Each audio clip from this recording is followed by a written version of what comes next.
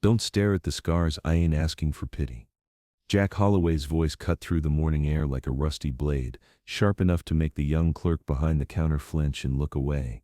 The twisted flesh that ran from his left temple down to his jaw caught the harsh sunlight streaming through the general store window, creating shadows that made him look even more fearsome than usual.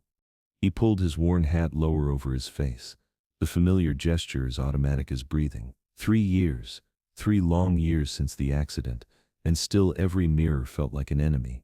Every sideways glance from a stranger felt like a knife between his ribs. The bell above the door chimed as another customer entered, and Jack heard the sharp intake of breath, the whispered sweet Jesus that people thought he couldn't hear. He'd grown used to it.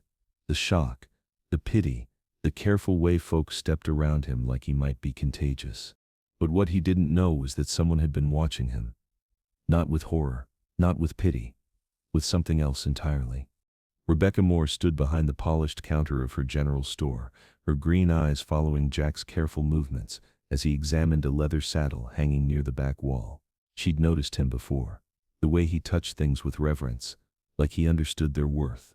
The way he spoke softly to the horses tied outside her shop, his scarred fingers gentle as he checked their bits and bridles. Most folks in Cedar Ridge crossed the street when they saw Jack Holloway coming down the boardwalk. Rebecca found herself stepping closer. "That's good leather," she said, her voice cutting through the uncomfortable silence that always seemed to follow him. "Tooled it myself last winter." Jack's hand froze on the saddle horn. He wasn't used to people speaking to him directly. Most conversations happened around him, about him, but rarely with him. Her voice was warm, matter-of-fact, no tremor of fear or disgust. He turned slowly, keeping his scarred side angled away from her. "Old habit. Ma'am." The single word came out rough, unused to polite conversation. 3 years of silence had made his voice rusty as an old gate. "Rebecca Moore," she said, wiping her hands on her leather apron. "I own this place. You're Jack Holloway." It wasn't a question. In a town the size of Cedar Ridge, everyone knew everyone, especially the ones who stood out, and Jack Holloway, with his ruined face and haunted eyes, definitely stood out. "Yes, ma'am." He touched the brim of his hat, a gesture ingrained from better days, days when he'd been welcome in polite company. Rebecca studied his face without flinching. Without that familiar flicker of revulsion he'd grown accustomed to seeing in people's eyes, her gaze was direct, assessing, but not unkind. "You know horses," she observed. It wasn't a question either. Jack nodded carefully. Through the window his old gelding stood patiently at the hitching post, well-groomed despite Jack's circumstances. Some habits died hard, and caring for his horse was one of the few remaining connections to the man he used to be. "Need work?" Rebecca asked simply. The question hit him like cold water. When was the last time someone had offered him honest work? Since the fire he'd survived on odd jobs, charity when his pride would allow it, and the slowly dwindling savings from his old life. "Why me?" The words slipped out before he could stop them. Rebecca's smile was slight but genuine. "Because you're the only man who's come into my store in the past month who hasn't tried to cheat me, court me, or steal from me. Yet." The last word carried a hint of humor that made something long dormant stir in Jack's chest. When was the last time someone had teased him, treated him like a normal man instead of a broken thing to be pitied or feared? But what she didn't know was the whole story. The real reason why Jack Holloway had become Cedar Ridge's ghost, the man who lived on the outskirts of everything, accepted by no one. 3 years ago Jack had been a different man. Whole, handsome enough to turn heads when he walked down Main Street. He'd owned a small spread outside town, nothing fancy but profitable. He'd had plans, dreams of a family, of building something lasting. Then came the night that changed everything. The Hendersons' barn had caught fire during the worst drought in memory.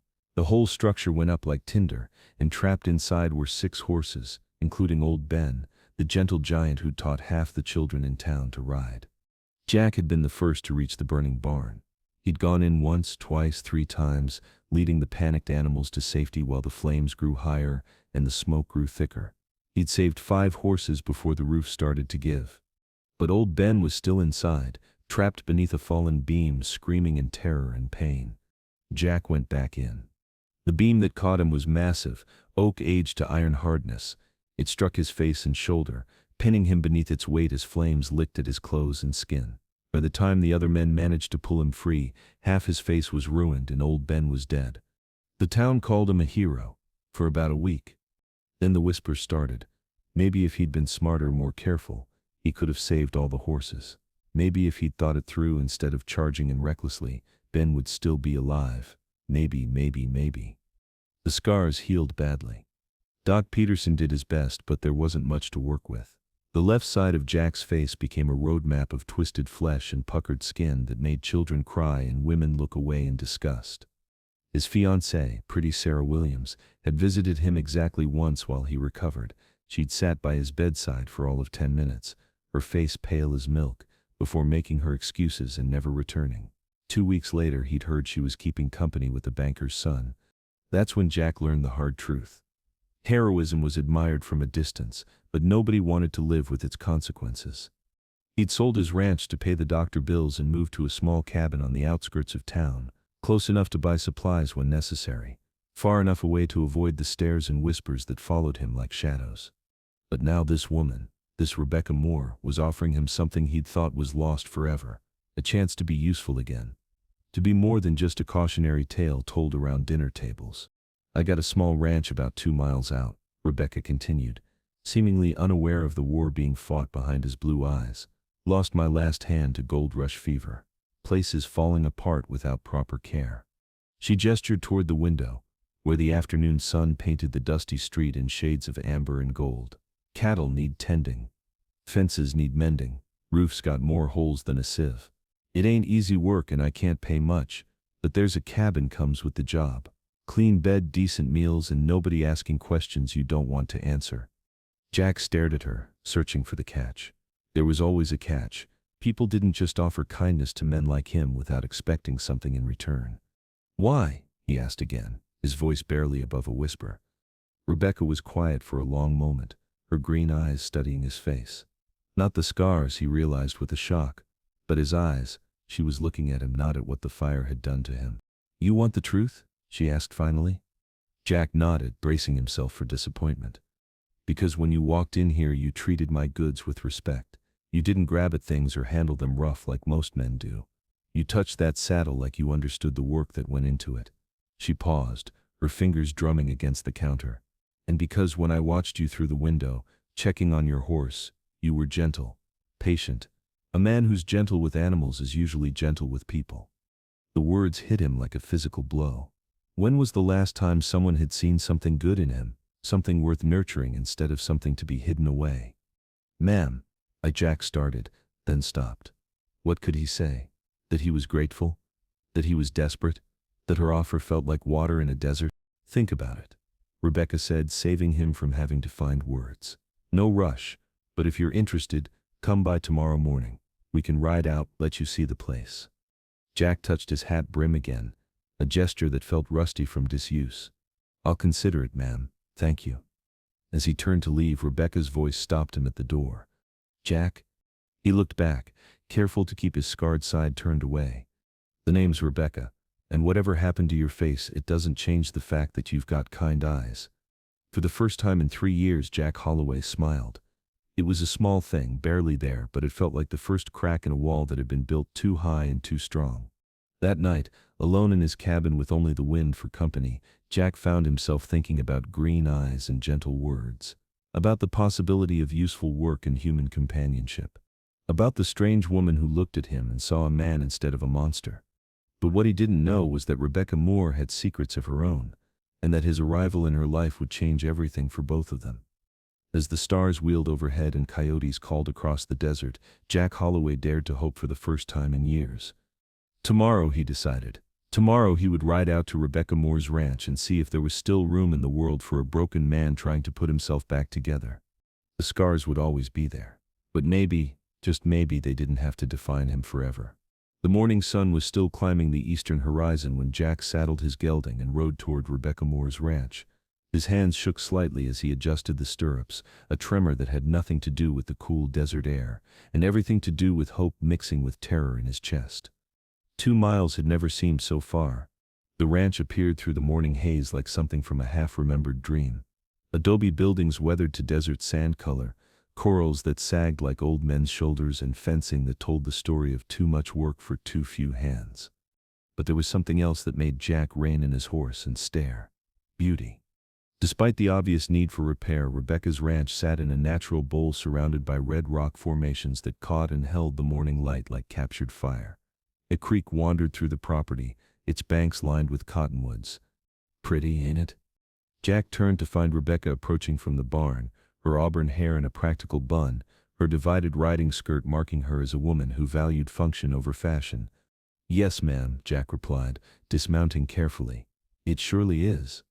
"My daddy chose this spot," Rebecca said, her eyes sweeping over the land, said a man could make a good life here if he wasn't afraid of hard work. The past tense hung in the air. Jack had heard fragments of gossip even in his isolation. Rebecca Moore's father had died 2 winters ago, leaving her a ranch and debts that would have broken most men. "How long you been running it alone?" Jack asked as he tied his horse to the hitching post. "Going on 3 years now." Rebecca's jaw set with determination. "Had some help at first, but men around here seem to think a woman can't tell a good horse from a bad one, or that I need protecting more than I need working." There was steel in her voice, the kind that came from proving yourself over and over to people who refused to believe the evidence of their own eyes. But what she didn't tell him was about the nights she'd sat at her kitchen table, looking at ledger books that never seemed to balance. About the marriage proposals that came with conditions: sell the land, move to town, be a proper wife instead of this stubborn thing trying to do a man's job. About the fear that gnawed at her in the dark hours before dawn, the fear that she might actually fail. "Want to see the rest of the place?" she asked, pushing those thoughts aside with practiced ease. They walked the property together, Rebecca pointing out what needed fixing and Jack mentally cataloging the work. Broken fence posts, a barn door hanging askew, cattle that looked healthy but needed better management. It was honest work, the kind that would fill his days and maybe quiet the voices in his head. "That's the cabin," Rebecca said, nodding toward a small adobe structure. "Hasn't been used in a while, but it's sound." The cabin was simple but clean, with a stone fireplace and windows that looked out over the creek. After 3 years of exile, it felt like a palace. "What happened to the last man who worked for you?" Jack asked. Rebecca was quiet for a moment. "Tom Fletcher, good man, reliable worker, but his nephew came through with gold strike stories, and the fever took him like it takes most men, left in the middle of the night without goodbye. Took his wages and my best saddle." The bitterness was carefully controlled, but Jack heard it. Another betrayal in what he suspected was a long line of them. "I ain't going nowhere," Jack said quietly. "If you'll have me." Rebecca studied his face.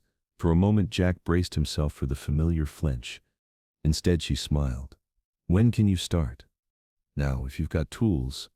They worked together through the morning, Rebecca showing him her stock.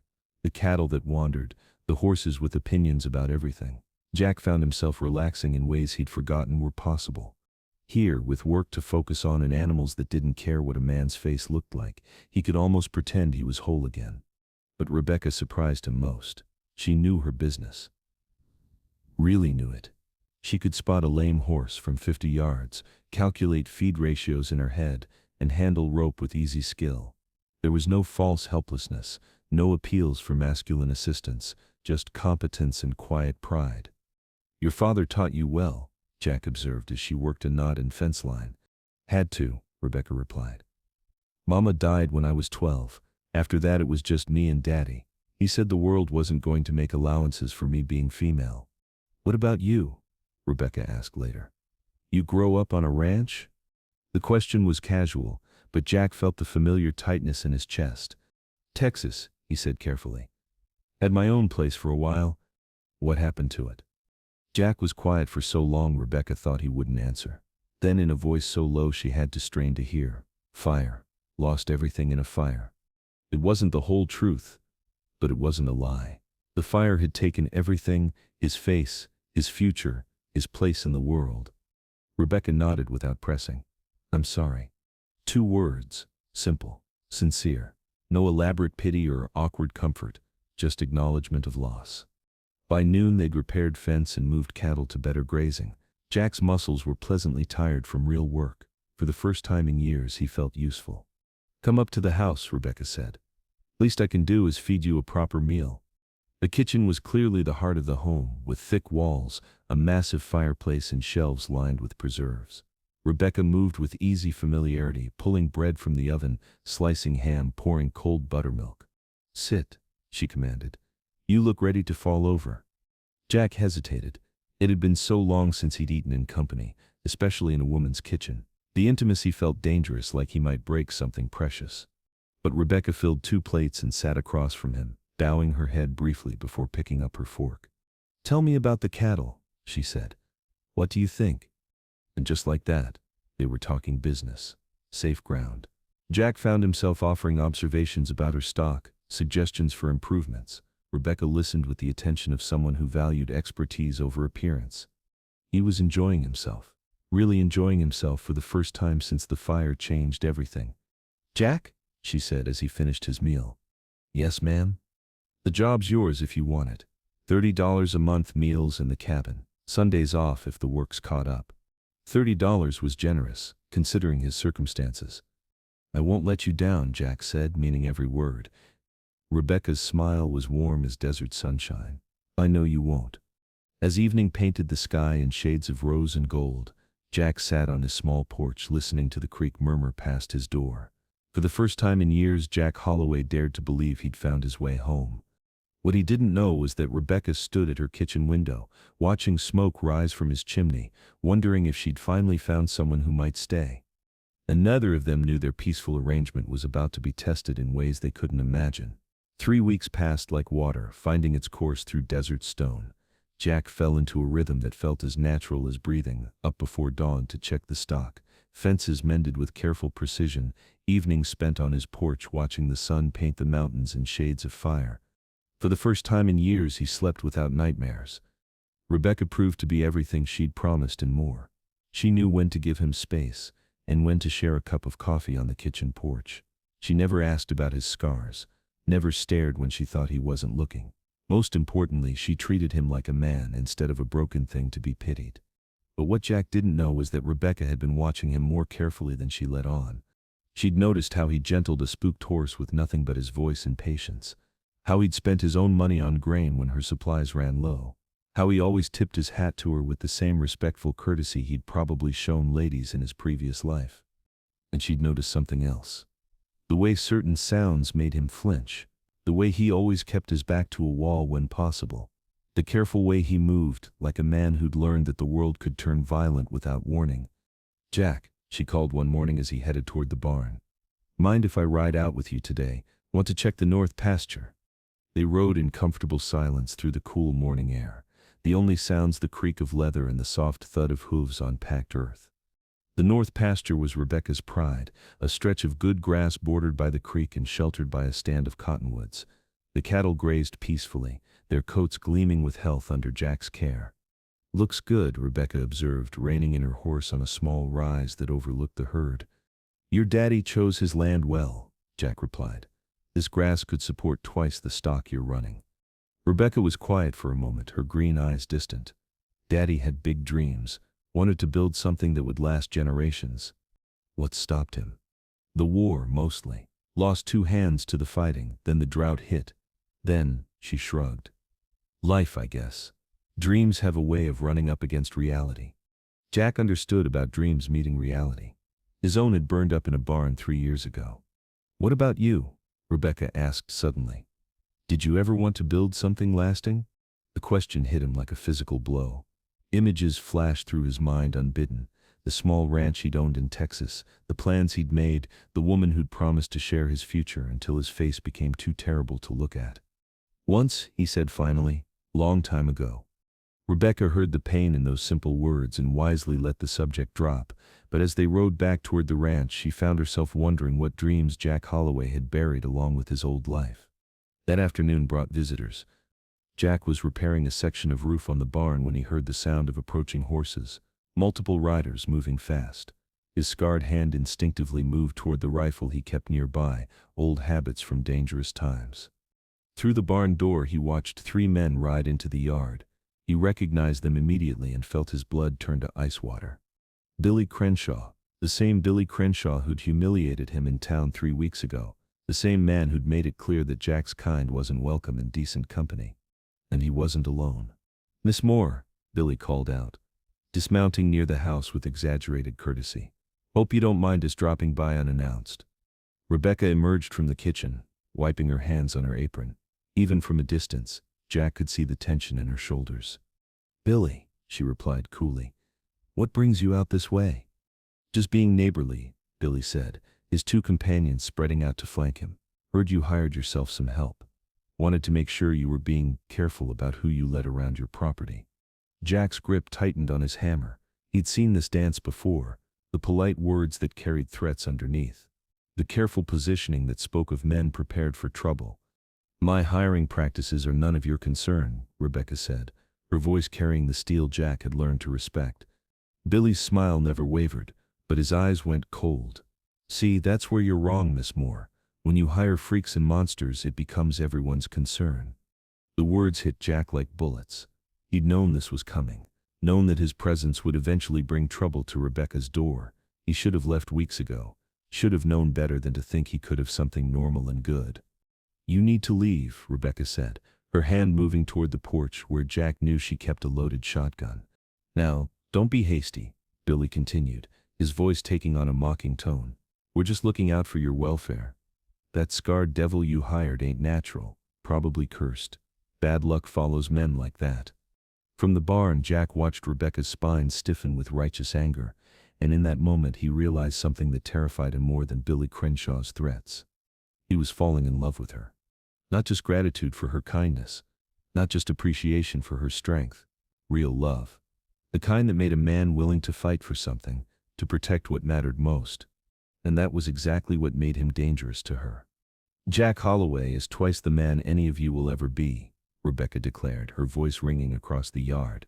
"And if you have a problem with my choices, you can take it up with Judge Morrison next time you're in town." Billy's facade of politeness finally cracked. "That freak ain't worth defending, Rebecca. Look at him. Even God marked him as something unnatural. You keep him around, and bad things are gonna happen. Mark my words." That's when Jack stepped out of the barn. He moved with deliberate calm, his hammer still in his scarred hand, his blue eyes locked on Billy Crenshaw's face. The three men shifted nervously, clearly not having expected him to show himself. "Gentlemen," Jack said quietly, his voice carrying the kind of deadly calm that made smart men nervous. "I believe the lady asked you to leave." Billy's hand dropped toward his gun, but one of his companions grabbed his arm. They might be bullies, but they weren't completely stupid. Something in Jack's stance and the way he held himself spoke of a man who'd seen real violence and wasn't afraid of it. "This ain't over, freak," Billy snarled, swinging back into his saddle. "Bad things follow your kind. She'll learn that soon enough." The three men rode away in a cloud of dust and threats. But the damage was done. The peaceful world Jack and Rebecca had built together felt suddenly fragile, threatened by forces beyond their control. Rebecca walked over to where Jack stood, her green eyes bright with unshed tears of anger. "Thank you," she said simply. "I should go," Jack replied, not meeting her eyes. "Billy's right about one thing, trouble follows me. I don't want to bring it to your door." "Like hell you will." The vehemence in Rebecca's voice made Jack look up in surprise.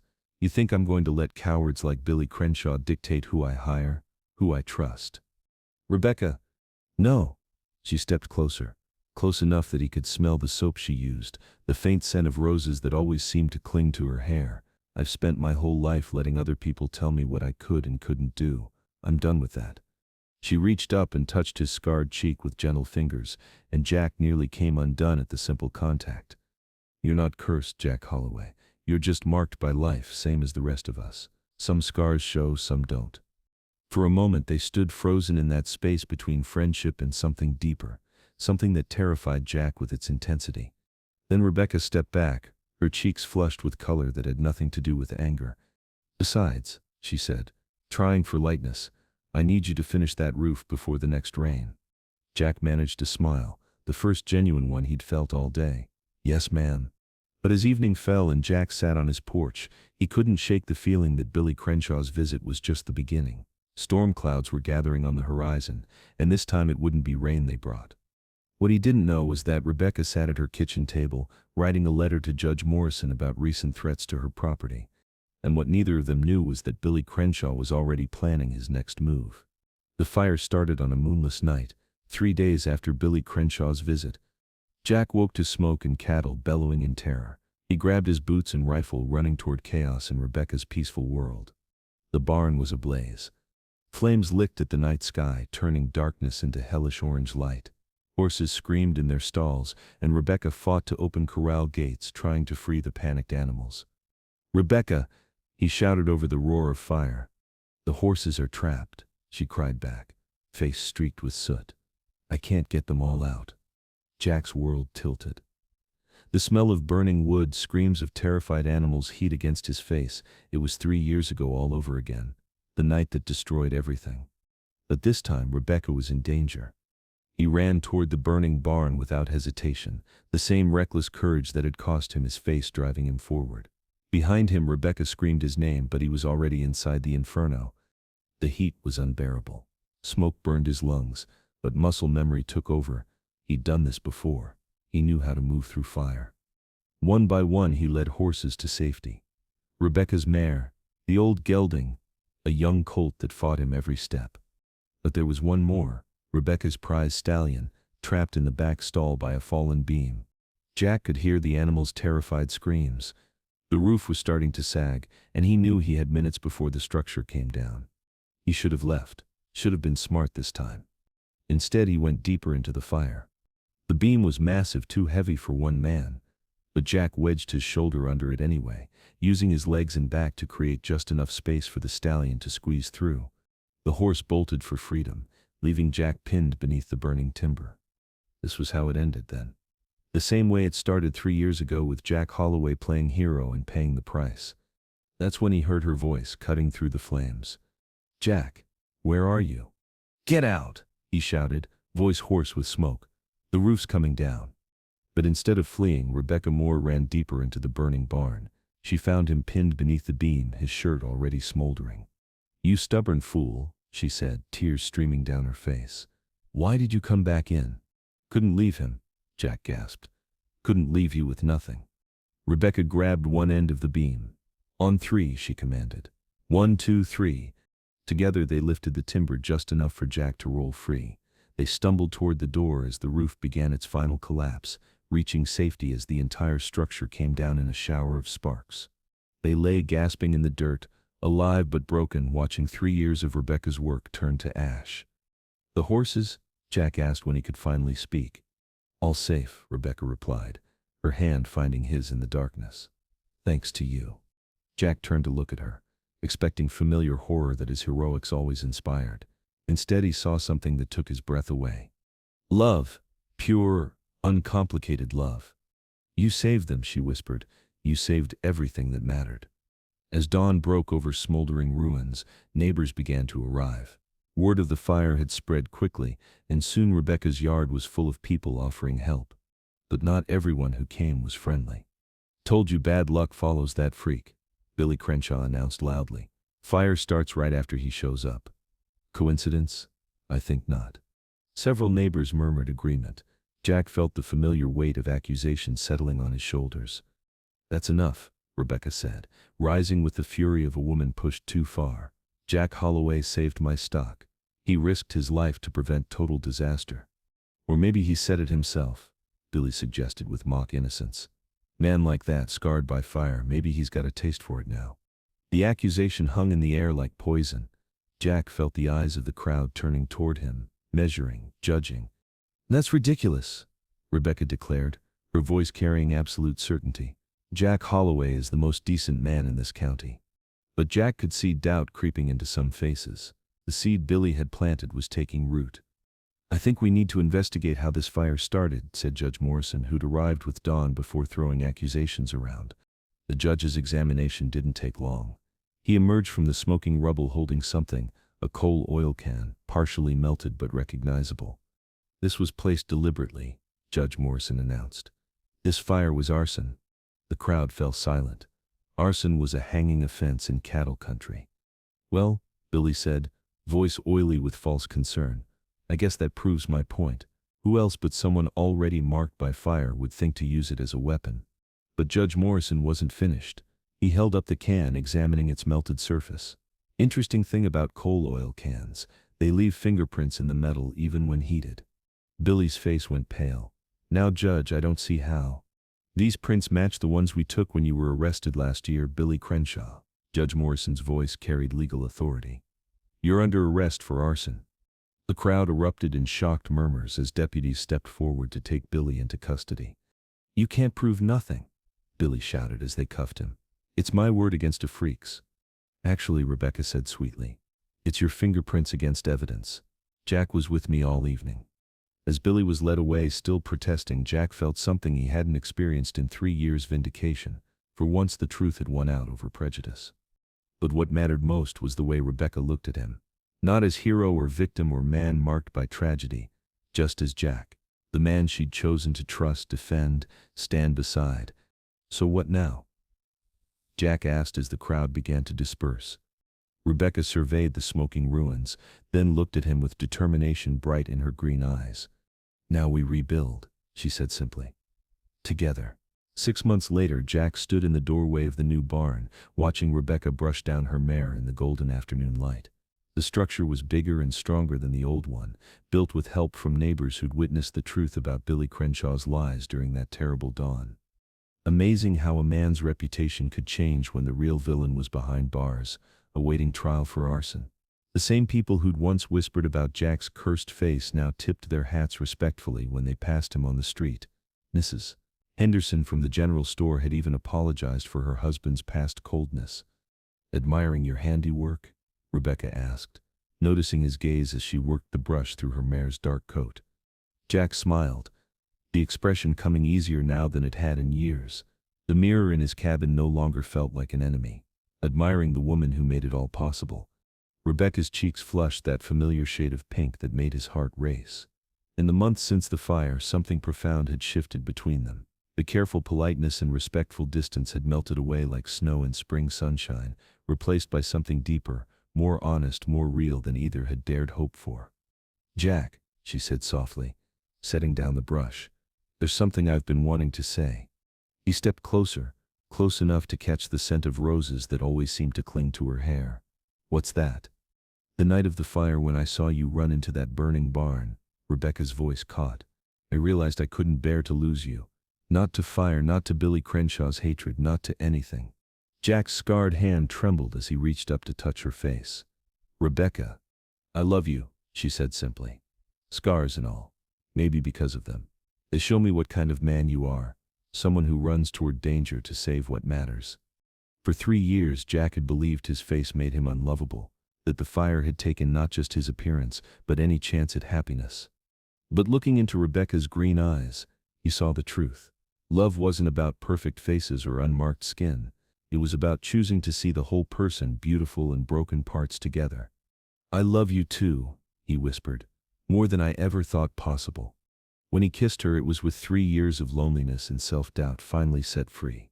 It was with the desperate gratitude of a man who'd thought he'd never deserve such tenderness. It was with the fierce joy of someone who'd found home in the most unexpected place. The kiss tasted like hope and possibility, and all the tomorrows they'd build together. They were married 2 weeks later in the little white church on the hill, with half the town in attendance and wildflowers decorating every pew. Even some who'd once crossed the street to avoid Jack came to wish them well, bringing wedding gifts and genuine smiles.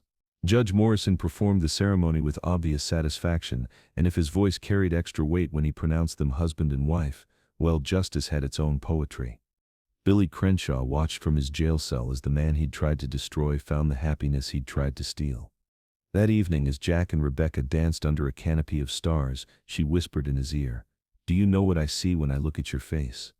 Jack held his breath, still not quite believing this was real. "I see courage," she continued. "I see kindness. I see the man who saved my horses and rebuilt my barn and chose to stay when staying was hard." Jack spun her around, laughing for the pure joy of it. "And what do I see when I look at you?" "Tell me." "Home," he said simply. "I see home." Years later, when their children asked about Daddy's scars during bedtime stories, Rebecca would tell them the truth with gentle honesty, that sometimes heroes get marked by their heroism, that real love sees past surfaces to the heart beneath, that some of the most beautiful people are those who've been broken by life and chose to heal anyway, chose to keep loving despite the pain. And Jack would add, with his arm around his wife and his children gathered close in the lamplight, that sometimes the very worst things lead to the most beautiful endings. That God works in mysterious ways, and that every scar tells a story worth telling. Because he'd learned that scars don't make a man cursed or damned or unworthy of love. They make him survived. And sometimes, if he's very lucky, they help him find someone who loves him not despite his wounds but because they prove he's a man worth saving. As the desert wind whispered through the cottonwoods and the creek sang its ancient song, Jack Holloway knew he was finally completely home. The outcast cowboy had found his place in the world, and it was right here in the arms of the woman who saw past his scars to the man beneath.